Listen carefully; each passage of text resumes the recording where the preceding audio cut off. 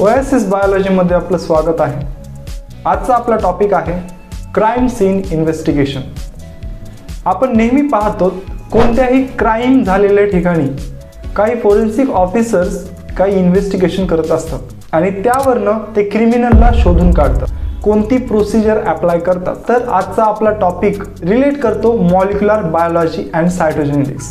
तर या प्रोसेस मध्ये ते डीएनए फिंगरप्रिंटिंगचा वापर करतात। डीएनए फिंगरप्रिंटिंग नेमकं आहे तरी काय? ज्या क्राइम सीन मध्ये त्यांना जे सॅम्पल्स सापडतात त्या सॅम्पल्सला ते कलेक्ट करतात। सॅम्पल्स काय असतात तर ब्लड सॅम्पल्स असतील, काही हेअर सॅम्पल्स असतील, काही स्किन सॅम्पल्स असतील। क्राइम सीन मध्ये सापडलेल्या त्या सॅम्पल्सला ते कलेक्ट करतात, त्यांचा डीएनए आयसोलेट केला जातो आणि त्या डीएनएला सस्पेक्ट जे कोणी सस्पेक्ट आहेत त्या सस्पेक्टच्या सॅम्पल सोबत मॅच केलं जातं। हे डीएनए फिंगरप्रिंटिंग करत असताना जी प्रोसिजर वापरली जाते त्या प्रोसिजरला आपण variable number of tandem repeats या प्रोसिजरने ओळखतो। ही एक इलेक्ट्रोफोरेटिक टेक्निक आहे ज्यामध्ये आपण सस्पेक्ट प्लस क्राइम सीन मध्ये सापडलेल्या सॅम्पलचा डीएनए एक्स्ट्रॅक्ट करतो, त्या डीएनएला छोट्या छोट्या फ्रॅगमेंट्स मध्ये कट करतो। ते फ्रॅगमेंट्स आपण नंतर इलेक्ट्रोफोराइज करतो।